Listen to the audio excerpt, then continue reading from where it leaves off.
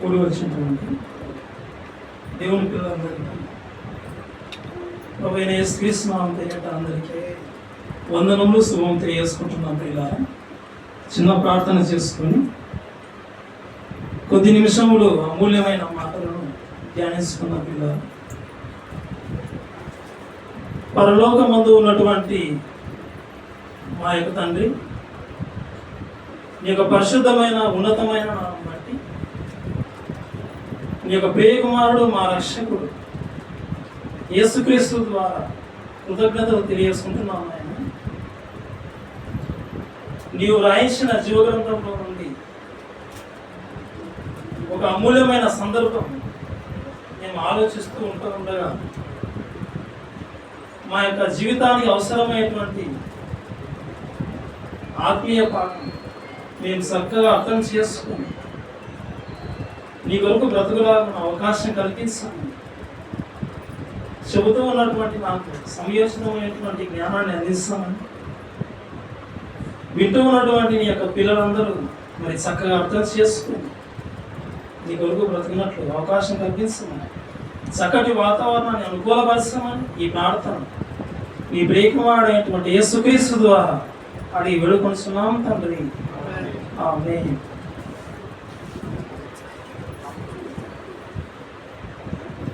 ప్రియమైన దేవుని పిల్లలారా,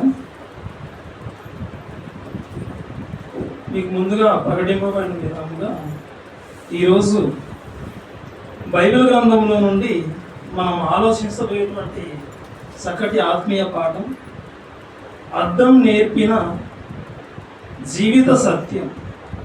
అద్దం నేర్పిన జీవిత సత్యం లేదా అద్దం నేర్పుతున్న జీవిత సత్యం మనం ఆలోచిద్దాం. మరి బైబిల్ గురించి మనం ఆలోచిస్తే మనిషికి తన బ్రతుకులో ఎలాంటి పరిస్థితిలో ఉన్నా కానీ మనిషి దేవుని కొరకు బ్రతకాలి, ఆ ఉద్దేశంతోనే దేవుడు ఏ విధం చేతనైనా నా వైపే తన మనసు తిప్పుకోవాలని మనిషి గురించి ఎన్నో విధాలుగా ఎన్నో విషయాలు రాయించాడు. అందులో ఈ పాఠం కూడా ఇది వింటే నువ్వు దేవుని వైపు తిరగాలని, నీ యొక్క మనస్సు దేవునికి ఇష్టానుసారంగా ఉండాలని, నువ్వు దేవుని కొరకు బ్రతకాలని అయితే దేవుని యొక్క ముఖ్యమైన ఉద్దేశం. ప్రియులారా, ఇక అద్దం గురించి తెలియని వారంటూ ఎవరు లేకపోలేదు. అందరికీ తెలుసు, అద్దం లేని ఇల్లే లేదు. అవునంటారా? అద్దం లేని ఇల్లే లేదు. ప్రియమైన దేవుని పిల్లలారా, ఇక ఒకసారి మనం సమాజంలో చూస్తే ఇంట్లో అద్దం ఉంటుంది. ఇక మనం కొనుక్కున్నటువంటి వెహికల్, అది ఒకవేళ కారు అయితే కారుకు అద్దాలు ఉంటాయి. ఇక్కడ నేను గ్లాసెస్ గురించి మాట్లాడలేదు, కానీ మనం ఆ వస్తువు మీదకి చూస్తానే ఆ వస్తువులో మనం కనబడతాం. ఆ అద్దాల గురించి అంటే మిర్రర్స్ గురించి మాట్లాడుతూ ఉన్నాం. ఒక కారుకు 2 అద్దాలు ఉంటాయి, డ్రైవరు పక్కన కుడి పక్కన, మరి ఎడమ పక్కన. ఇక అదేవిధంగా బైక్, దానికి 2 అద్దాలు, బస్సుకు దానికి 2 అద్దాలు.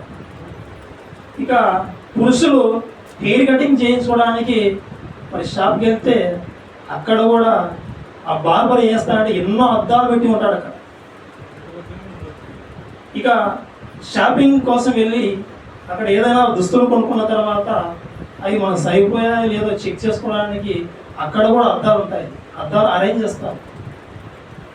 ప్రియమైన దేవుని పిల్లలారా, ఎక్కడ చూసినా అంత అద్దాలమయంగా కనబడతా ఉంది.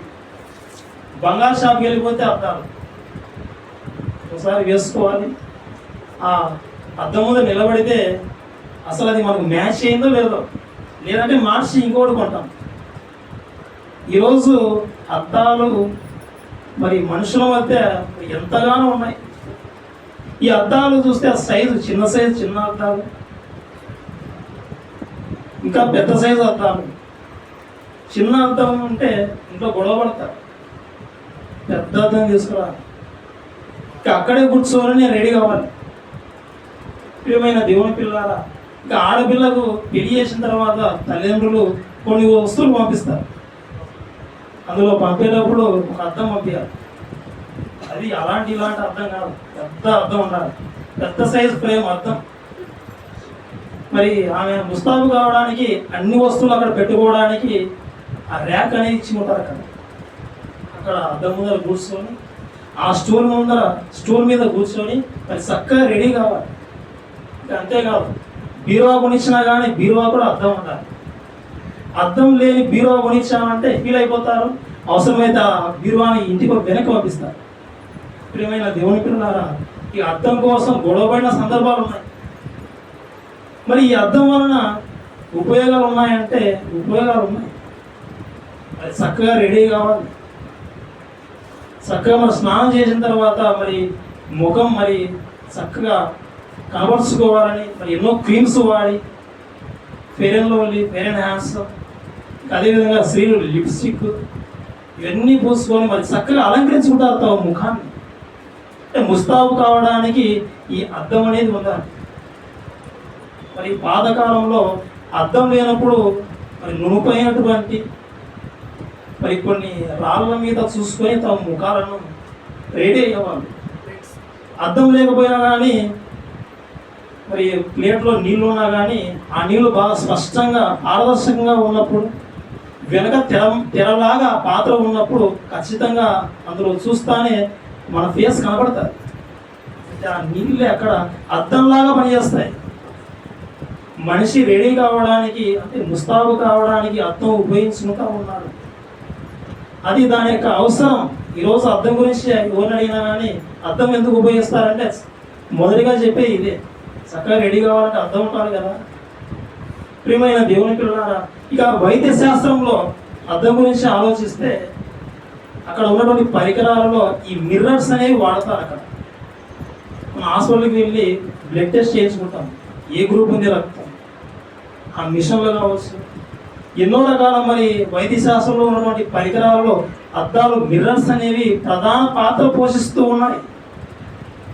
ఇక అద్దం వలన మనం కాపాడబడవచ్చు, అద్దం వలన అలంకరించుకోవచ్చు, అద్దం వలన మన లోపాలు ఏమైనా ఉంటే అవి తెలుసుకోవచ్చు, అద్దం వలన మనల్ని మనం కాపాడుకోవచ్చు. ఉదాహరణకు ఒక కారులో ఒక వ్యక్తి వెళ్తూ ఉన్నాడు, అతడు రైట్ సైడ్ వెళ్ళిపోవాలి, కుడి పక్కకు వెళ్ళాలి. అతని ఊరికి కుడివైపు వెళ్ళాలనే సందర్భంలో ఏం చేస్తానంటే మొదటిగా వెనక్కి చూడాలి. ఆ వెళ్ళే కారులో సడన్గా వెనక్కి తిరిగి చూడలేడు కాబట్టి అక్కడ ఒక అద్దం ఉంటుంది. ఆ అద్దం వైపు చూస్తాడు ఒకసారి, ఆ అద్దాన్ని అడుగుతాడు నేను వెళ్ళాలా వద్దా. అప్పుడు అద్దం చెప్తుంది, అందులో చూపిస్తుంది. ఎవరైనా వెనకాల ఎవరు రాకపోతే ఎవరు రాలేదు ఇక వెళ్ళని చెప్తారు. అప్పుడు అద్దంలో చూసిన తర్వాత ఎవరు రాకుంటే ఆ వ్యక్తి రైట్ టర్న్ తీసుకుంటాడు. ప్రియమైన దేవుని పిల్లలారా, అలా రైట్ సైడ్ తిరిగినప్పుడు పొరపాటున ఏదైనా ఒక వెహికల్ వచ్చి ఏ వ్యక్తినైనా మరి ఢీకొని కారును నాశనం చేసి అలాంటి సందర్భాలు మనకు కనపడవు. యాక్సిడెంట్ అయిన తర్వాత ఏ వ్యక్తి అయినా మరి బయటపడిన తర్వాత అద్దం మనం మోసం చేసిందని ఏ ఒక వ్యక్తి ప్రపంచంలో కంప్లైంట్ ఇచ్చిన దాఖలా లేవు. అద్దంలో చూస్తే వెనకాల ఎవరు లేరు, నేను రైట్ సైడ్ వెళ్ళిపోతే వెనకాల ఒక వెహికల్ వచ్చి నాకు తగిలింది, యాక్సిడెంట్ అయింది, అద్దం నన్ను మోసం చేసిందని ఏ ఒక వ్యక్తి చెప్పాడు.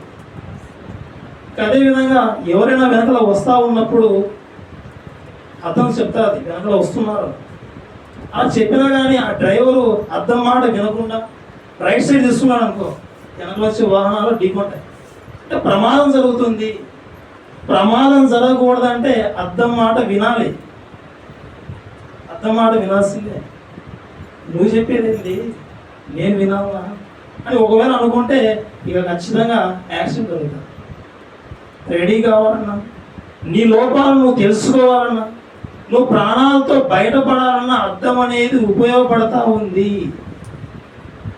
ఏమైనా దేవుని పిల్లలారా, ఇక్కడ ఆలోచిస్తే అద్దం అనేది అబద్ధం చెప్పదు. ఇది గుర్తుపెట్టుకోవాలి. మన పాఠంలో సారాంశం అద్దం నేర్పిన జీవిత సత్యం, అద్దము అబద్ధం చెప్పదు. దేవుడు అబద్ధం చెప్తాడా? ఆయన అబద్ధం ఆవటకు నరుడు కాదు, మనిషి అయితే అబద్ధం ఆడతాడు, దేవుడు అబద్ధం ఆడు.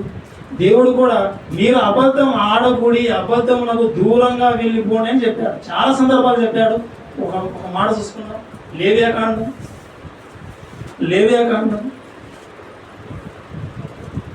23వ అధ్యాయం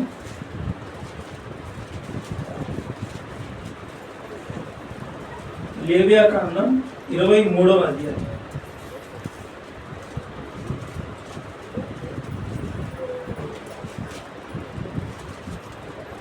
లేవియాకాండం 20 క్షమించండి నిర్గమాకాండం 23వ అధ్యాయం 7వ వచనం.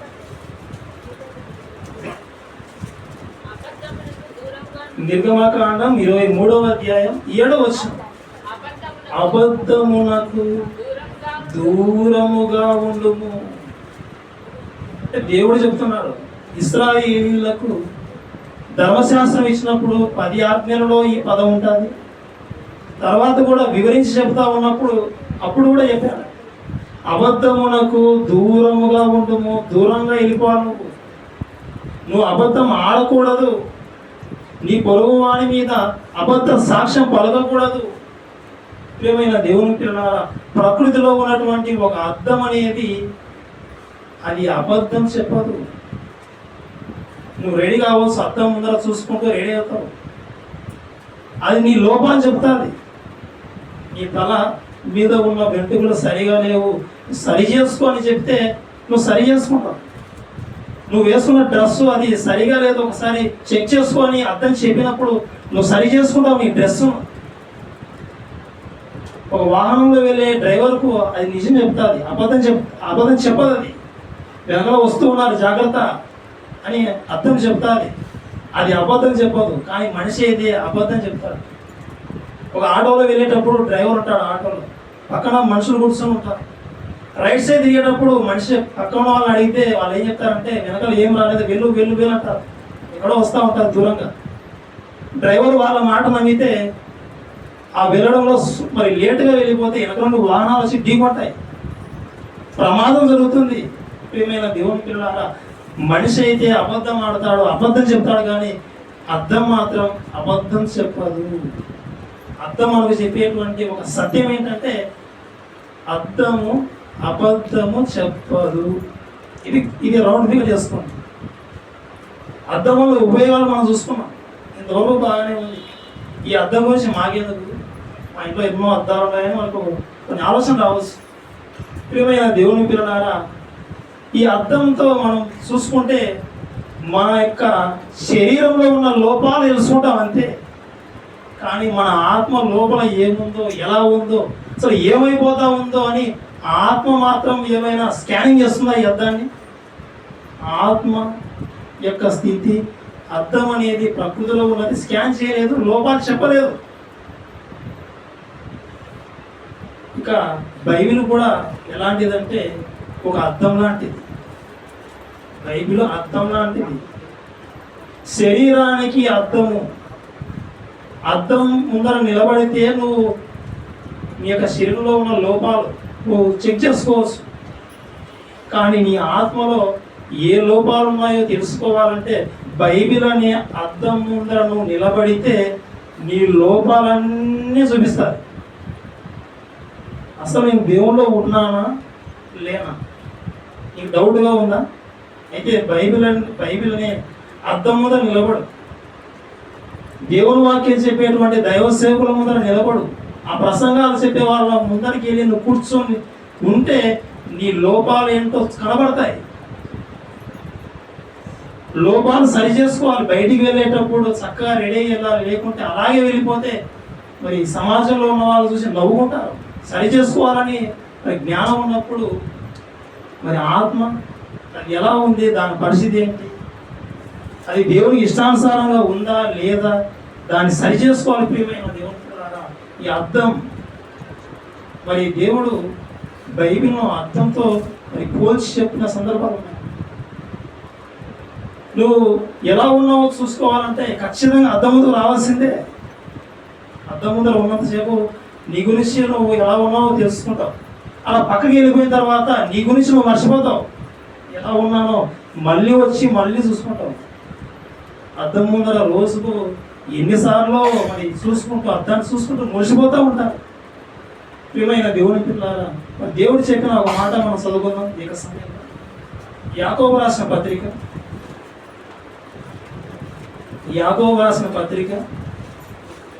1వ అధ్యాయం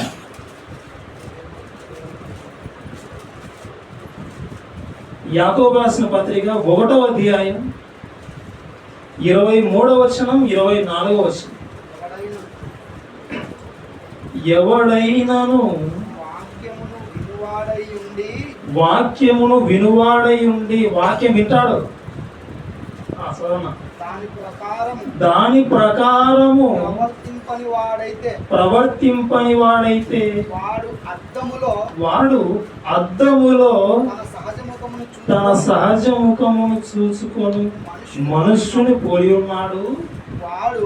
వాడు తను అద్దంలో చూసుకొని అలా పక్కకి వెళ్ళిపోయిన తర్వాత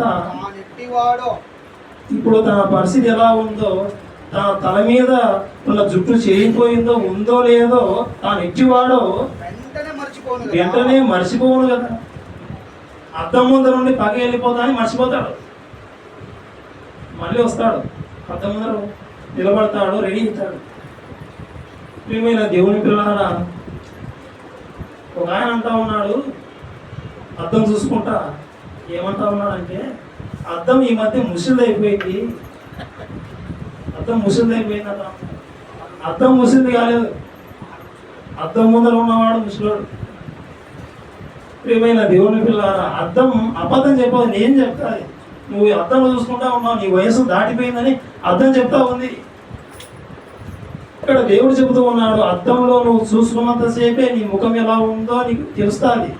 నువ్వు అలా పక్కకి వెళ్ళిపోయిన తర్వాత నీ గురించి నువ్వు మర్చిపోతావు అని దేవుడు చెబుతా ఏం చేస్తా ఉన్నాడంటే, వాక్యం విని ఇక తర్వాత ప్రవర్తించకుండా వదిలేసేవాడి పరిస్థితి కూడా అలాగే ఉంటుంది. తాను ఏమైపోయాడో, తన పరిస్థితి ఏంటో, తాను ఎట్టివాడో అతనికి తెలియదని దేవుడు తెలియజేస్తా ఉన్నాడు. ప్రియమైన దేవుని పిల్లలు, మరి పిల్లలు స్కూల్కి వెళ్తారు, స్కూల్కి వెళ్ళే పిల్లలు కూడా వాళ్ళు కూడా అద్దం అంటే పిచ్చి.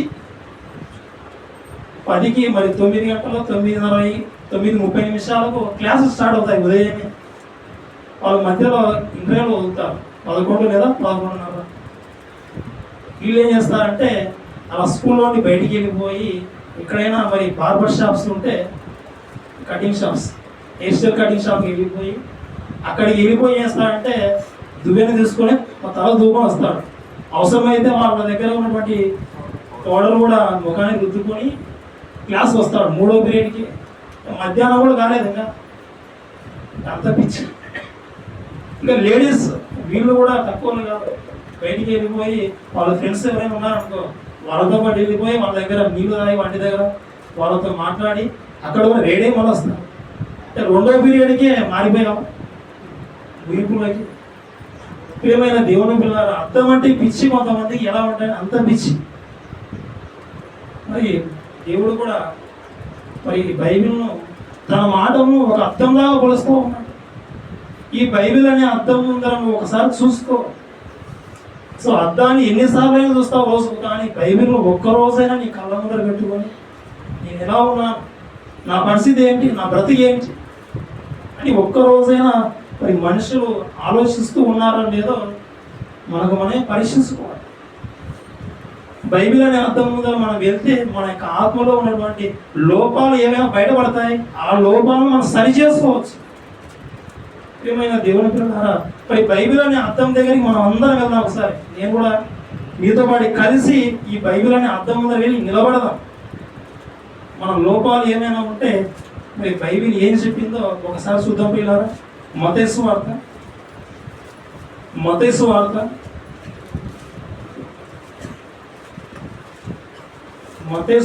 22వ అధ్యాయం. మత్తయి సువార్త 22వ అధ్యాయం 36వ వచనం ఉంది. మత్తయి సువార్త 22వ అధ్యాయం 36వ వచనం దగ్గర నుండి చదువుకుందాం. బోధకుడా ధర్మశాస్త్రములో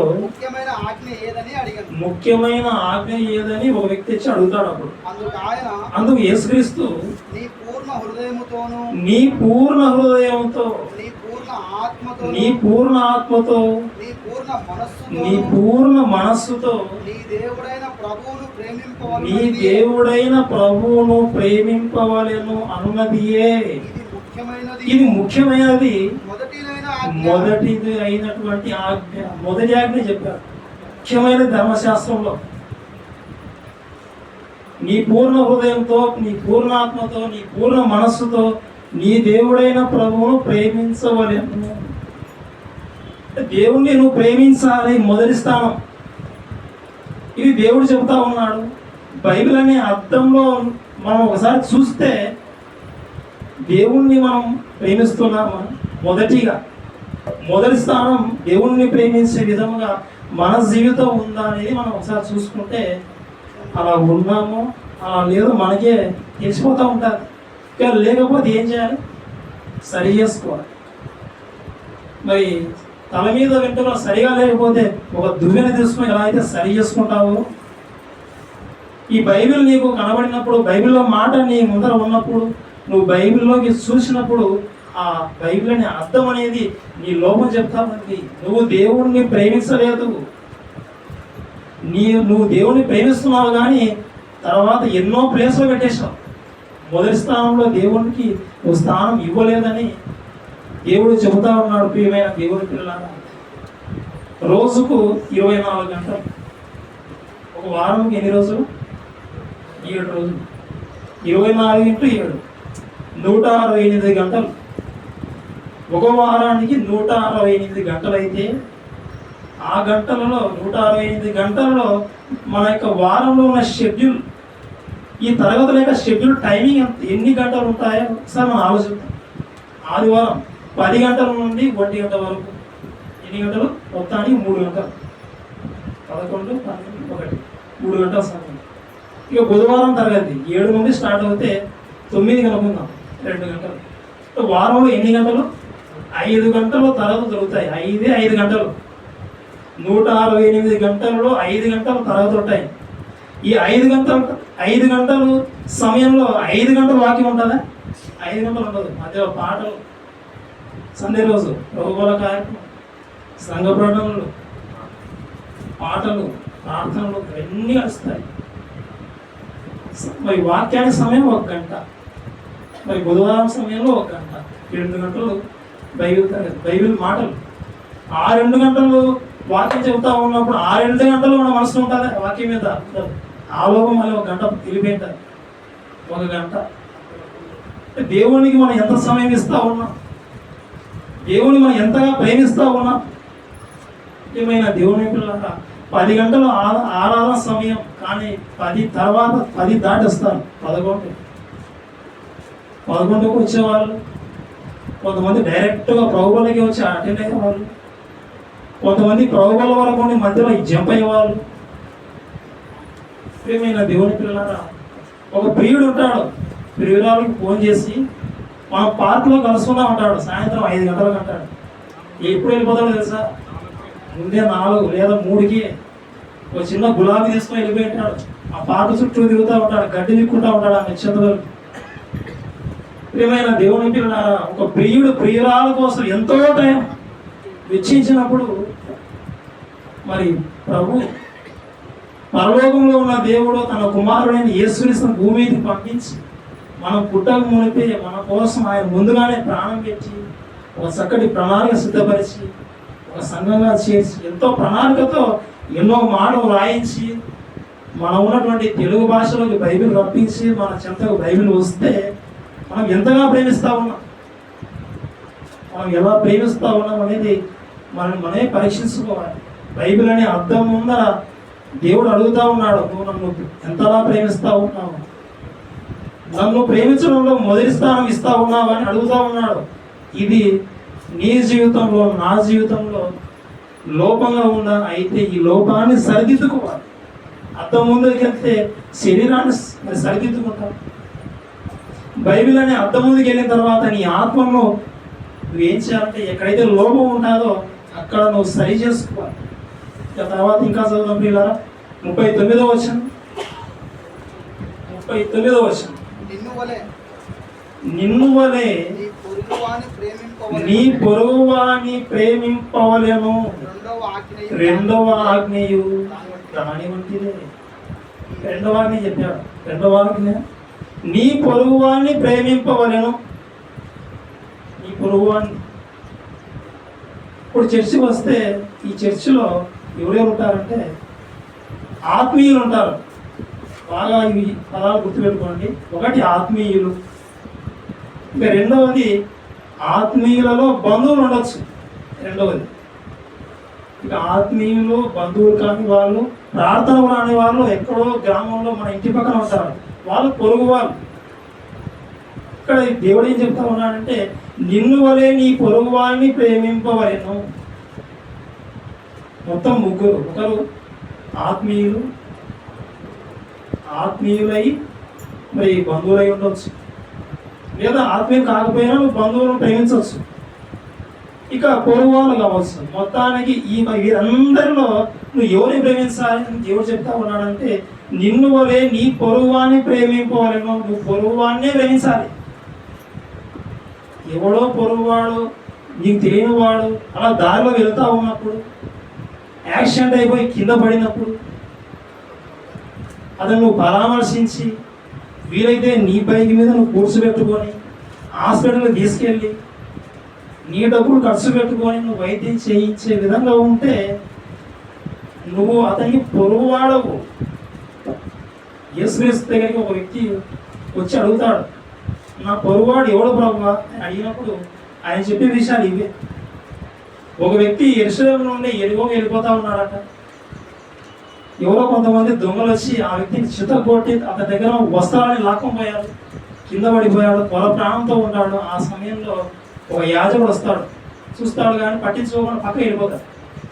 ఒక లేవీయుడు వస్తాడు, అతను చూస్తాడు కానీ పట్టించుకోకుండా వెళ్ళిపోతాడు.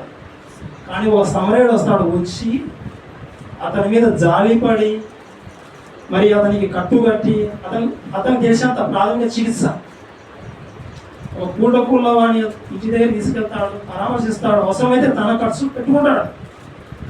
అప్పుడు యేసుక్రీస్తు ప్రశ్న వేసి ఈ ముగ్గురులో ఆ గాయపడిన వ్యక్తికి పొరుగువాడు ఇవ్వండి, ఈ వ్యక్తికి అని అడిగితే ఆ మేలు చేసిన వ్యక్తే అని చెప్తాడు. ప్రియమైన దేవుని పిల్లలారా, నిన్ను వలె నీ పొరుగువాన్ని ప్రేమించాలి. ఆపదలో ఉన్న వారికి సహాయం ఎవరికైతే అవసరమో నువ్వు వారికి సహాయం చేయడానికి సిద్ధంగా ఉండాలి.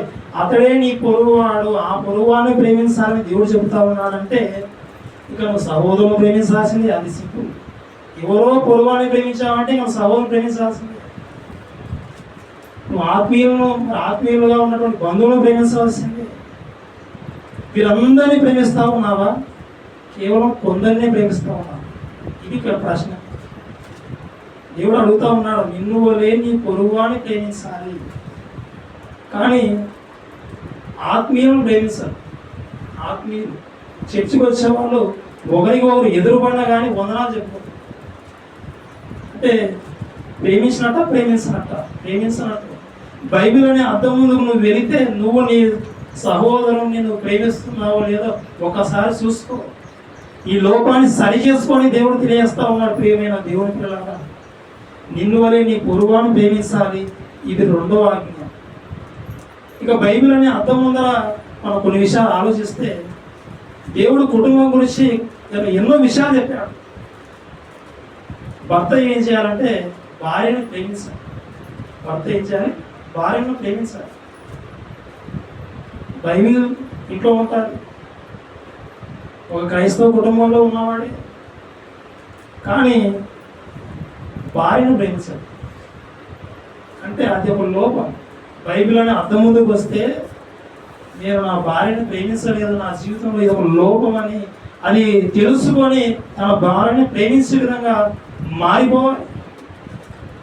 ఒక స్త్రీ భార్య తన భర్త విధేయురాలు అయిపోవాలి. ప్రభువుకి చర్చికి వెళ్ళి చర్చికి ప్రభువుకు లోపడుతుంది కానీ ఇంటికి వెళ్ళిన తర్వాత భర్తకు లోబడు, చర్చికి వెళ్ళిపోయిన తర్వాత సైలెంట్, ఇంటికి వెళ్ళిన తర్వాత భర్త దగ్గర ఇంట్లో వైలెన్స్. అది 4 గోడల మధ్యకి వెళ్ళిపోతే ఇక ఫుట్బాల్ ఆడుకుంటారు భార్య భర్త. ప్రియమైన దేవుని పిల్లల, భర్త భార్యను ప్రేమించాలి, భార్య భర్తకు విధేయురాలైపోవాలి. పిల్లల గురించి చెప్పారు, మీరు తల్లిదండ్రులకు విధేయులు కావాలి, వారి మాట వినండి. ఒకవేళ వినలేదా అయితే నీ లోపం అదే. దేవుడు చెబుతా ఉన్నాడు, బైబిల్ అనే అర్థం ముందుకు వెళ్ళిపోతే నేను నా తల్లిదండ్రులను ప్రేమిస్తూ ఉన్నాను, వారు చెప్పిన మాట వింటూ ఉన్నాను లేదా ఒకసారి పరీక్షించుకోవాలి. ఏమైనా దేవుని పిల్లల లోపాలను సరి చేసుకుని దేవుడు తెలియజేస్తూ ఉన్నాడు. ఒక మాట చూసుకున్న పిల్ల,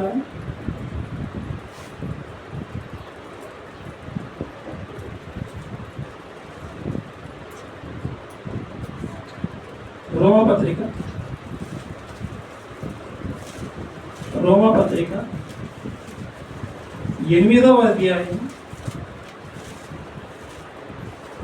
రోమపత్రిక 8వ అధ్యాయం 29వ వచనం.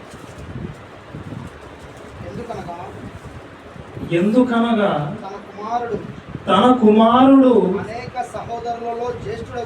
అనేక సహోదరులలో జ్యేష్ఠుడగునట్లు దేవుడు ఎవరిని ముందు ఎరిగెనో వారు తన కుమారునితో అంటే యేసుక్రీస్తుతో సారూప్యం గల వారగుటకు వారిని ముందుగా నిర్ణయించాను. సారూప్యము పిల్లలు చదువుకునే వాళ్ళకు కూడా వారికి ఉన్నటువంటి పాఠాలలో మరి సారూప్యం అనే పదాలు కనబడతా ఉంటాయి. ఈ వస్తువు ఆ వస్తువు తేడాలు ఏమైనా ఉన్నాయా? ఈ రెండు ఒకే విధంగా ఉన్నాయి. త్రిభుజాల సారూప్యత ఇలాంటి పదాలు కనబడతాయి. ప్రియమైన దేవుని పిల్లల, ఇక్కడ దేవుడు ఏం చెప్తున్నాడంటే తన కుమారునితో సారూప్యం గలవారై ఉండాలి. తన కుమారుడు యేసుక్రీస్తు. మనం ఎలా ఉండాలంటే యేసుక్రీస్తుతో సారూప్యం కలిగి ఉండాలి. మనుషులు ఏం చేస్తారంటే ఎక్కడో సినిమాలో ఒక సినిమా చూసి ఆ సినిమా హీరో ఎలా ఉంటాడో అతని యొక్క హెయిర్ స్టైల్ ఎలా ఉంటుందో అలాంటిదే ఉండాలని హెయిర్ కటింగ్ షాప్కి వెళ్ళిపోయి అక్కడ చెప్తాడు, పలానా సినిమాలో హీరోకి హెయిర్ స్టైల్ ఉందో నాకు అదే కావాలని చెప్తాడు. ప్రభాస్ స్టైల్ అడుగుతాడు. ఆ కటింగ్ చేసే వ్యక్తి ఇక అల్లాడిపోతాడు. ఆ సినిమా చూడాలి, అక్కడ హెయిర్ స్టైల్ ఎలా ఉందో చూసుకోవాలి, అలాగే చేయాలి. విరాట్ కోహ్లీ అతని యొక్క హెయిర్ స్టైల్ ఎలా ఉంది, నాకు కూడా విరాట్ కోహ్లీ హెయిర్ స్టైల్ కావాలంటారు. సినిమా హీరోలు, క్రీడాకారులు వారి యొక్క వేషధారణ ఎలా ఉందో అలాగే ఉండాలని ఇష్టపడతారు. స్త్రీలు కూడా అలానా హీరోయిన్ ఉంది ఆమెలాగే నా జుట్టు ఉండాలని ప్లానింగ్ చేసుకుంటారు. ఆమె వాడే లిప్స్టిక్ నేను వాడాలి, ఆమె ధరించే వస్త్రాలు ఎలా డిజైన్స్తో ఉన్నాయో ఆ సినిమాలో ఉన్న డ్రెస్ నేను వేసుకున్నాను. ప్రియమైన దేవుని పిల్లారా, కానీ దేవుని యొక్క ఆకాంక్ష, దేవుని యొక్క కోరిక ఏదో ఇక్కడ మనం చూస్తే తన కుమారునితో సారూప్యం గల వారగుటకు వారిని ముందుగా నిర్ణయించను. నిన్ను చూస్తానే నువ్వు ఎలా కనబడాలంటే ఒక ప్రభాస్ లాగా కనబడకూడదు. నిన్ను చూస్తానే ఎవరో హీరోయిన్ లాగా కనబడకూడదు. నిన్ను చూస్తానే, నీ జీవితాన్ని చూస్తానే ఎప్పుడో 2000 సంవత్సరాల క్రితం చనిపోయిన యేసుక్రీస్తు ఇప్పుడే ఉన్నట్టుగా కనబడాలి. నేను చూస్తాను యేసుక్రీస్తు గుర్తు రావాలి.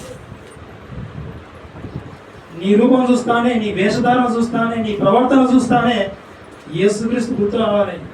చుట్టూ ఉన్న వాళ్ళు వీరు నిజమైన దేవుని బిడ్డలని చుట్టూ ఉన్న వాళ్ళు అనుకోవాలి. అలాంటి ప్రవర్తన కలిగి ఉండాలి. ఇక్కడ అదే చెప్తా ఉన్నాడు, తన కుమారునితో సారూప్యంగా వారగుటకు వారిని ముందుగా నిర్ణయించాను. అంటే తన కుమారునితో సారూప్యం కలిగి ఉండాలి. బైబిల్ అనే అర్థంలో నువ్వు చూసిన తర్వాత నీ ఫేస్ వాళ్ళు చూసినప్పుడు అక్కడ బైబిల్లో చూసిన తర్వాత ఏం కనబడాలంటే నీలో నీకే యేసు కనబడాలి. యేసు జీవితంలో ఏముంది? ఆయన క్షమించేవాడు. ఆ క్షమించే గుణం నీలో ఉండాలి. ఆయన నోట ఏ కపటం లేదు. అలాంటి మనస్సు నీకుండాలి. క్షమించే మనస్సు, రక్షించే మనస్సు, అవసరమైతే నీ దగ్గర ఉన్నటువంటి వస్త్రాన్ని కూడా తీసి వాళ్ళకి ఇచ్చే మనస్సు. ఒక యేసు జీవితం నీలో కనబడాలి, యేసు యొక్క సారూప్యం నీలో కనబడాలి. ఏమైనా దేవుని పిల్లారా, ఇది దేవుడు కోరుకుంటున్నటువంటి ఆకాంక్ష, కోరిక.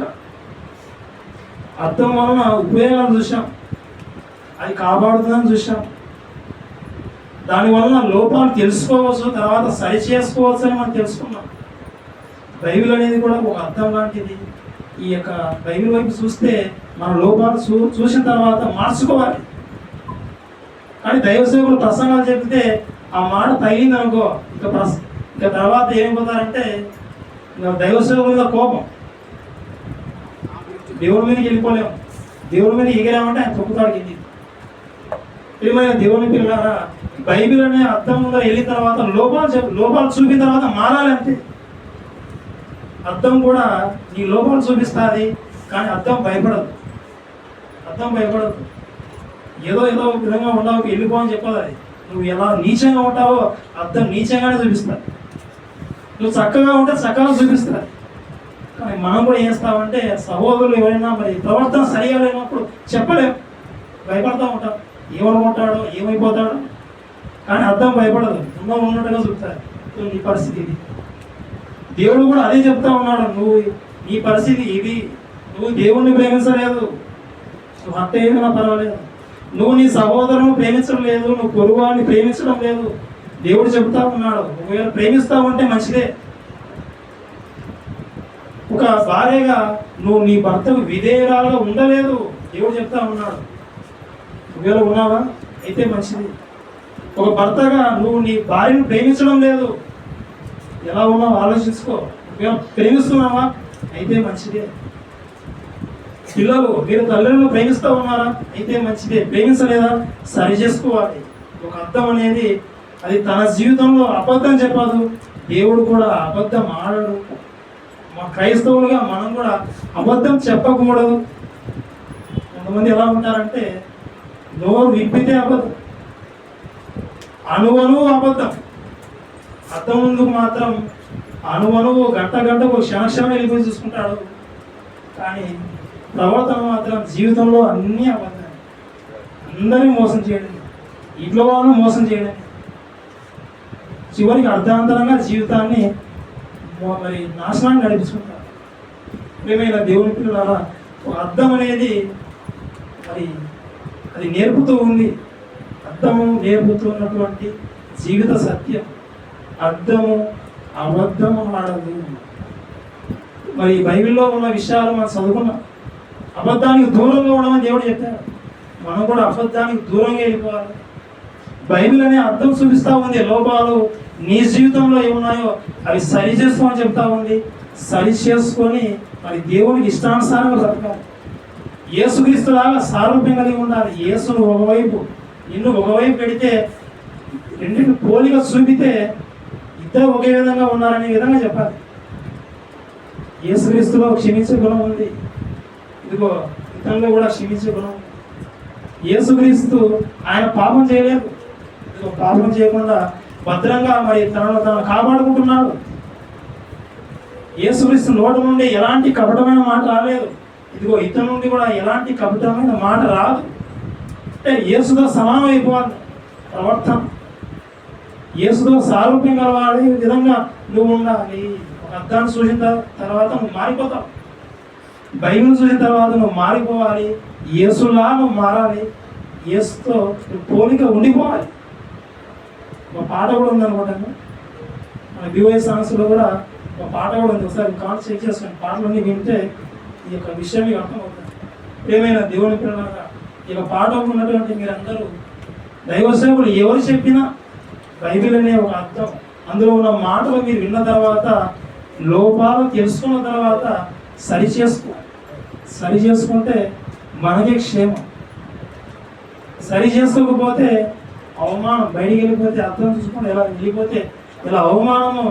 మరి దేవుని మాట చూసుకోకుండా వదిలేసి దేవుని విడిచిపెడితే ఇక సత్యం నరకానికి వెళ్ళిపోతే నరకంలో అవమానం. ప్రతిరోజు ప్రార్థనకి వెళ్ళావు, నరకానికి వచ్చావా, అవమానం వాళ్ళ ముందర. ధనవంతుడు అడుగుతాడు, నేను ధనవంతుడు, నేను చచ్చిపోయాను, నువ్వు ప్రతిరోజు ప్రార్థనకు పోయి నరకానికి వచ్చావు నవ్వుతాడు, అవమానం. ఏమైనా దేవుని పిల్లలారా, ఈ యొక్క విషయాలని విన్నటువంటి మీరందరూ మరి దేవుని కోసం ఉన్నతంగా బ్రతకాలని మరి కోరుకుంటూ ఉన్నాం. మరి చివరిగా చిన్న ప్రార్థన చేస్తున్న పిల్లరా, మరి అందరూ ప్రార్థనలో ఏకీభించవలసిందిగా ప్రేమతో కోరుకుంటున్నాం. ప్రార్థించుకుంటాం.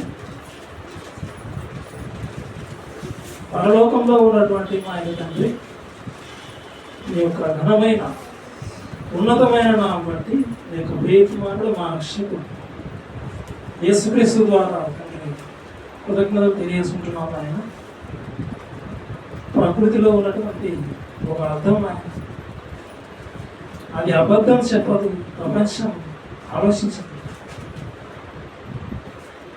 ఈ యొక్క మాటలు తండ్రి అబద్ధమునకు దూరంగా ఉండాలని మీరు తెలియజేశాను.